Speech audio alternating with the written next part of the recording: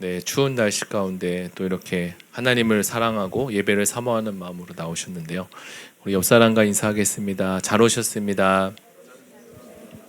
네,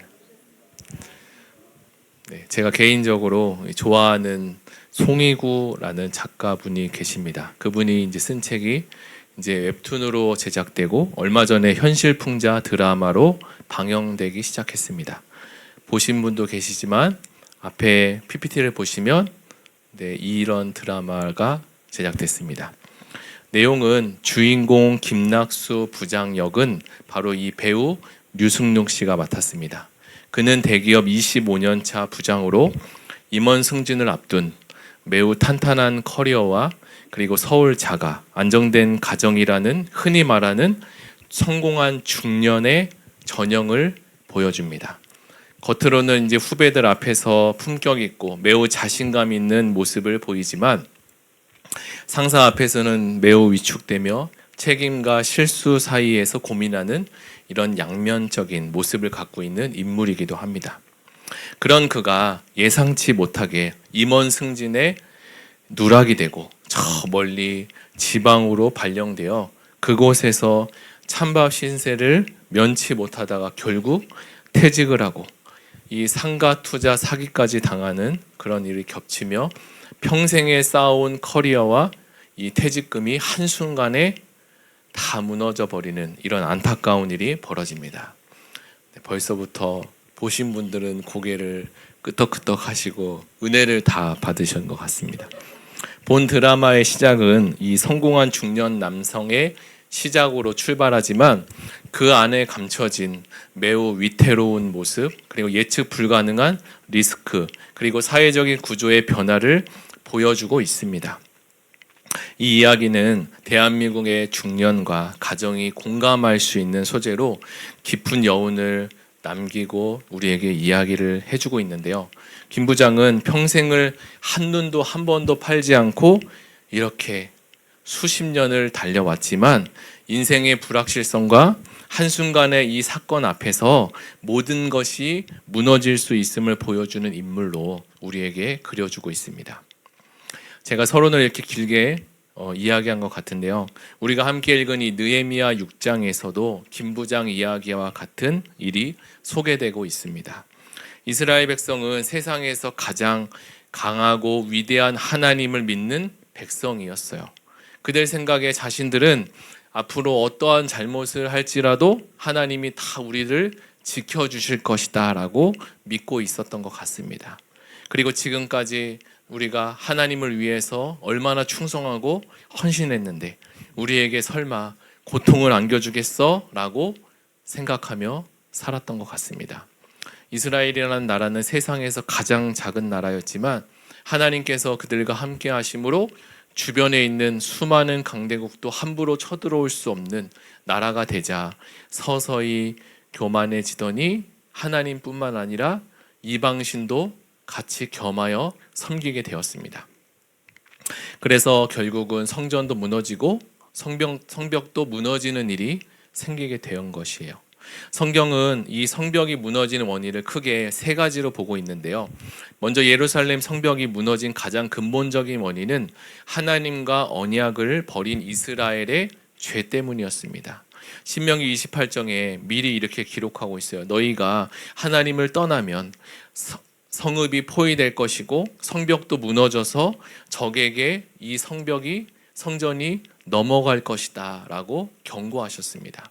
즉 성벽 붕괴는 단순한 도시의 파괴를 넘어서서 하나님과의 이 언약이 파괴될 때 나타나는 영적 붕괴를 이야기하고 있는 것입니다.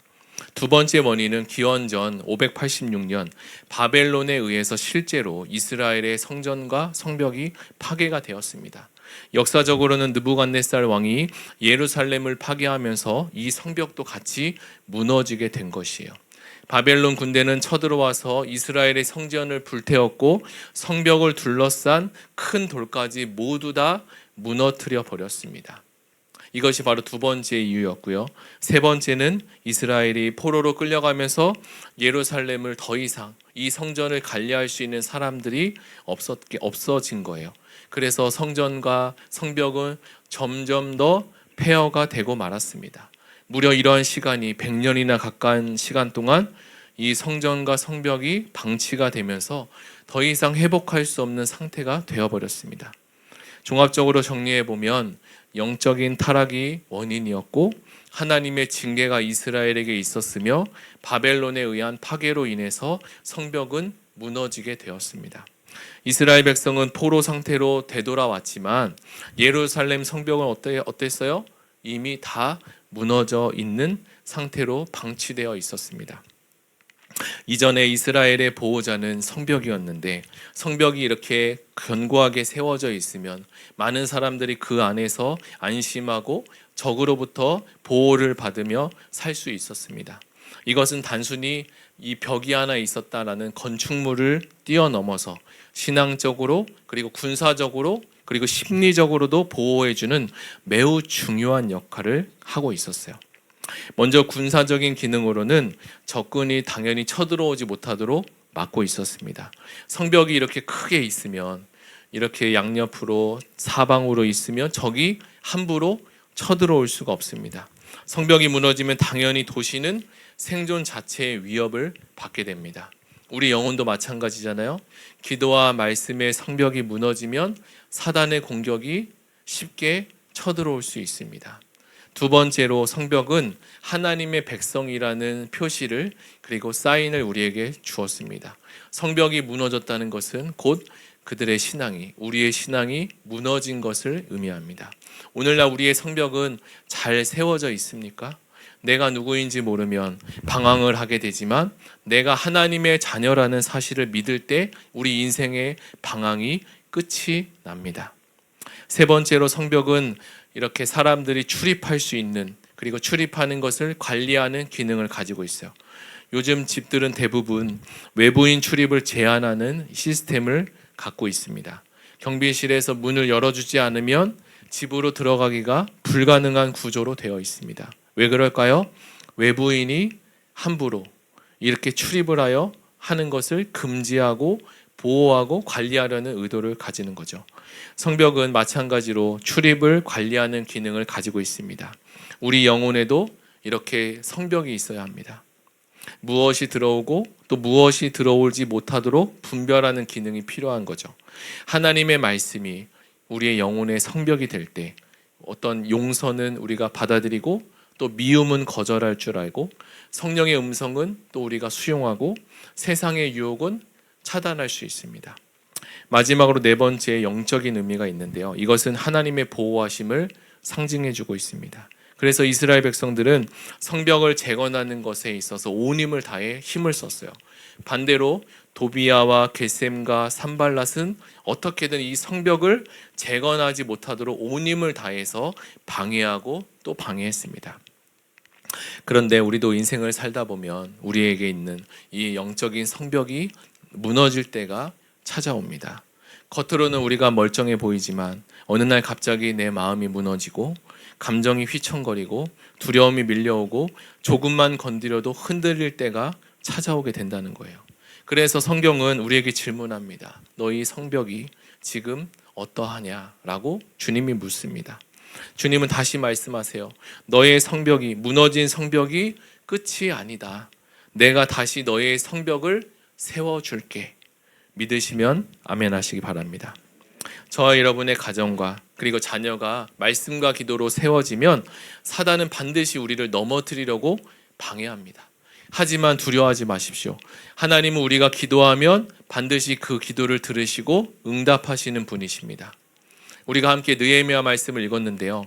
그 중에 엘루월 25일에 성벽이 며칠 만에요? 52일 만에 마쳤다라고 합니다. 2달도 안 되는 시간 안에 이 성벽이 수십 년 동안 무너진 이 성벽이 단 52일 만에 완성이 된 것입니다.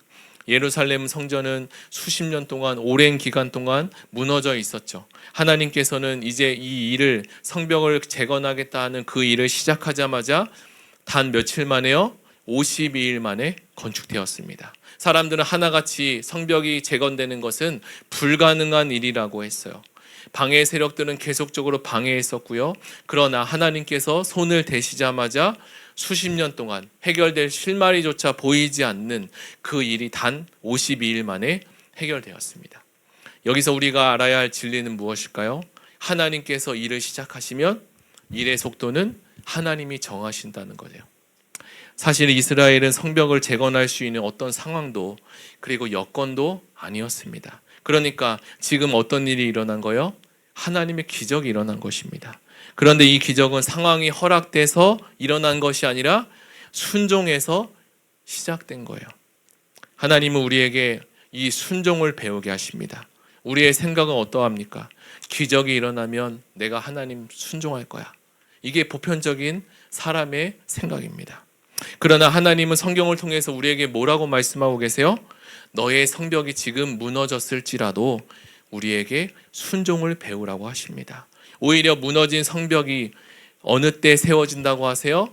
우리가 하나님 말씀에 순종으로 반응할 때 무너진 성벽을 일으켜 세워주신다고 하십니다. 사랑하는 성도 여러분, 우리가 세워야 될 성벽은 무엇이 있을까요? 우리의 자녀입니까? 가정입니까? 저와 여러분의 건강의 문제입니까? 관계의 문제, 또 영적 침체의 문제, 무너진 마음도 있고요. 무너진 예배도 우리가 세워야 합니다. 그런데 하나님은 이 성벽이 무너진 상황에서 우리에게 하나의 진리를 배우게 하고 있어요. 이스라엘 백성이 무너져 있는 시간보다 오히려 하나님이 이 성벽을 세우는 시간이 훨씬 더 빠르다는 거예요. 이스라엘 백성과 우리들은 어떻습니까? 저 무너진 성벽을 도대체 언제, 어떻게, 누가 일으킬 수 있을까? 우리가 가진 자원으로는 불가능할 거예요. 그런데 하나님은 오늘 우리에게 뭐라고 말씀하세요? 믿음을 가지라고 하십니다. 그래서 성벽이 무너져 있는 시간보다 하나님이 세우시는 시간이, 우리가 믿음을 가질 때 그 시간이 더 빠르다는 것을 우리에게 알려주고 계세요. 하나님이 시작하면 사람이 보기에 10년이 걸릴 일도 20년이 걸릴 일도 단 며칠이요? 52일이면 충분합니다. 우리는 상황을 보고 절망하지만 하나님은 우리에게 말씀하세요. 내가 너를 회복시키는 일은 쉽다. 그러니 너희도 믿음으로 오늘 한 걸음을 걸으면 돼 라고 말씀하세요. 우리는 보통 시간을 크로노스와 그리고 카이노스라고 해서 두 가지로 배웠습니다. 크로노스는 그리스어로 우리가 사용하는 이런 보편적인 시간을 이야기합니다. 그래서 몇 분, 몇 초, 며칠, 몇 년 일정하게 흐르는 시간을 가리켜요. 그러니까 당연히 시계로 그 시간이 측정이 가능합니다. 모두에게 이 시간은 동일하게 지금도 흘러가고 있어요. 그런데 또 다른 개념의 시간이 있는데요. 그거는 카이로스입니다. 카이로스는 성경에서 매우 중요한 단어로, 중요한 개념으로 사용될 때 하나님의 때, 그리고 하나님이 정하시는 특별한 순간을 의미할 때 사용합니다.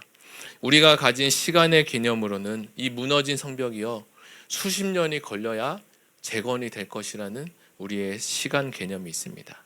그런데 하나님은 뭐라고 말씀하세요? 나는 52일이면 충분히 이 성벽을 세울 것이다 라고 말씀하십니다. 내가 시작하면 성벽은 금방 지어질 것이다 라고 말씀합니다. 그러니까 하나님의 가지고 계시는 능력을 우리가 제한하지 않으시기 바랍니다. 먼저 우리는 느헤미야와 이스라엘에 처했던 상황을 한번 상기해 보면 좋겠습니다. 성경에는 이렇게 기록하고 있어요. 제가 읽어드릴게요. 우리의 대적들과 주변 나라 사람들이 성벽이 재건된 이 일을 듣고 두려워하여 크게 낙담하였으니 우리 하나님께서 이 역사를 이루신 것을 알았습니다. 우리의 대적들과 주변 나라들이 성벽이 재건된 소식을 듣고 두려워했어요. 그리고 그들은 낙담했습니다. 그런데 이 일을 누가 했다고 그들이 고백하고 있어요? 하나님이 하셨다라고 고백하고 있습니다. 성벽 재건의 성공은 느헤미야의 능력이 아니었습니다. 주변 모든 민족도 이것은 누가 하신 일이라고 하고 있어요? 하나님이 하신 일이라고 하고 있어요. 저와 여러분 앞에 놓여진 이 성벽을 재건해야 될 일들이 있지 않습니까? 내 힘으로는 절대 안 되는 그 성벽 재건, 그걸 누가 해주신다는 거예요? 하나님이 해주신다는 겁니다. 우리는 살면서 어떤 고백을 하며 살아야 할까요? 내 인생의 성벽이 세워질 때 내가 위대해서 세운 것이 아니라 하나님이 이 성벽을 세우신 거야 라는 고백이 우리의 고백이 되어야 할 줄 믿습니다. 성벽이 이제 완성되자 느헤미야는 이제 곧바로 무슨 일을 했을까요? 느헤미야는 문지기와 그리고 레위 사람, 노래하는 사람을 세웁니다. 왜냐하면 성벽은 완성됐지만 그 안에 채워야 될 질서와 사람들이 필요했습니다. 성벽은 뭐 하는 곳입니까? 들어올 것과 들어오지 못할 것을 분별하고 거룩을 유지하며 공동체를 질서 있게 세우는 역할을 했습니다. 그렇다면 우리에게 필요한 성벽은 무엇일까요? 하나님의 말씀이 바로 우리의 성벽입니다. 하나님의 말씀이 우리로 하여금 무엇을 들어오게 하고 무엇이 들어오지 못하게 하는 기준이 됩니다. 예루살렘 성은 광대하고 주비는 적었고 가옥은 건축되지 못했다고 합니다. 성벽은 이렇게 완성됐지만 그 안에 있어야 될 것들이 아직 채워지지 않은 것이 많이 있다는 거예요. 성벽 재건이 시작이지 끝이 아니라는 겁니다. 하나님은 우리에게 성벽을 세우시지만 그 안에 말씀을 채우고 예배를 채우고 공동체와 어울리고 그리고 거룩함을 채워가시기를 하나님이 원하고 계십니다. 회복은 성벽의 완성으로 시작되는 것이 아니라 성벽의 완성이 끝이 아니라 거룩한 삶으로 완성되어지는 것입니다. 우리나라도 처음 기독교가 세워질 때 얼마나 많은 믿음의 조상들이 희생하고 땀을 흘리며 기독교를 세웠을까요? 지난 시간에 우리 수요 예배 때 이 달빛마을 찬양 콘서트가 있지 않았습니까? 찬양 인도하신 목사님께서 이 4대째 가정이라고 말씀하셨을 때 그 위에 계신 조상들의 믿음이 그분들이 얼마나 모진 핍박과 그리고 고문을 다 견디고 자녀들에게 이 신앙을 전할 수 있었을까라는 생각이 들었습니다. 할머니께서 고관절이 다 나갔음에도 유모차를 끌고 자녀들을 위해서 기도하러 오셨다고 하시는 것을 들었는데요. 하나님께서 그 기도를 정말 귀하게 생각하셨을 것 같아요. 마찬가지로 하나님은 이렇게 추운 날씨 가운데 우리가 하나님께 나와서 기도하는 이 기도를 다 듣고 계십니다. 그래서 우리는 기도할 때 믿음을 가지고 기도하셔야 됩니다. 믿음으로 기도할 때 하나님은 우리의 기도를 응답해 주시기 때문입니다. 우리 조국 대한민국이 이렇게 빠른 시간 안에 선진국 반열에 든 것은 물론 여러 가지 이유가 있겠지만 저는 믿음의 선진들의 이 기도와 그리고 땀이 아니었을까 생각합니다. 이것을 부인할 수가 없겠더라고요. 그래서 저와 여러분의 기도가 우리의 자녀들을 살리는 것이 분명한 사실입니다. 한 가정이 세워지려면 그리고 하나의 교회와 나라가 세워지려면 누군가는 반드시 희생을 해야 합니다. 한 알의 씨가 땅에 떨어져 그리고 그 씨가 썩어져야 열매를 맺는 것이 세상의 이치입니다. 누군가는 땅에 떨어지는 일을 해야 하고 누군가는 썩어지는 일을 해야 열매가 맺혀지는 것입니다. 많은 사람들은 대부분의 사람들은 땅에 떨어지는 일을 하고 싶지 않아요. 낮아지는 일을 하고 싶지 않아 합니다. 누군가는 썩어지는 일을 해야 되는데 썩어지는 일을 하고 싶어 하지 않습니다. 그런데 예수님께서 2000년 전에 이 땅에 오셔서 우리의 친히 성벽이 되어주시고 저 높은 하늘에서 이 낮은 땅으로 떨어져 오셔서 온갖 고통을 받으시고 자신의 몸까지 십자가에서 다 찢으시지 않으셨습니까? 하나님이시니까 얼마든지 우리를 구원하시는 방법이 편한 방법, 얼마나 빠른 방법을 사용하실 수도 있는데 하나님의 말씀 한마디면 온 우주 만물을 창조하실 수 있는 능력이 있으셨음에도 하나님은 그런 방식을 사용하지 않으셨습니다. 우리 교회가 이제 우성구를 인수하고 이곳에 미션 스쿨을 세워가는 과정 또한 그리 순탄하지 않는다는 것을 우리 모두는 다 알고 있습니다. 누군가 이곳에 기도를 심었고 누군가 이곳에 씨를 뿌리고 그 씨가 썩어지고 그리고 뿌리가 내리고 가지에서 열매가 맺히는 것까지 많은 일들이 있어야 이곳에 미션 스쿨이 세워지는 것입니다. 봄이 지나고 여름이 지나고 가을과 겨울이 그리고 더운 날도 지나고 추운 날 이런 일들이 다 지나가야 추수하는 것입니다. 우리의 신앙에는 봄일 때가 있고요. 여름과 겨울을 만날 때가 있습니다. 그럼에도 우리의 인생이 항상 봄만 있는 것도 아니고 그렇다고 무더운 여름만 우리의 인생이 있지 않습니다. 그렇게 우리 인생은 다 지나가는 것입니다. 사랑하는 성도 여러분, 우리가 기억할 것이 있습니다. 하나님이 시작하면 무너진 어떤 것이라도 회복된다는 사실입니다. 며칠 만에 끝나요? 52일 만에 끝납니다. 52일 만에 끝난다는 것은 진짜 52일이 아니라 하나님이 하시면 금방 끝난다는 거죠. 이 말씀을 우리가 함께 붙들고 믿음을 가지고 기도하셨으면 좋겠습니다. 하나님을 우리가 신실하게 붙들고 성벽을 무너뜨리려는 여러분 앞에 놓여진 여러 괴략과 방해가 참 많이 있지만 그런 것이 있다는 것은 바로 우리가 잘 가고 있다는 거죠. 하나님의 말씀을 붙들고 느헤미야와 같이 걸어가고 있다는 사실이에요. 이런 방해가 있지만 그럼에도 신실하신 하나님은 여전히 골고다 언덕을 걸어가신다는 사실을 우리가 믿으시고 오늘도 우리가 믿음으로 그 길을 걸어가시기를 예수님의 이름으로 축복합니다.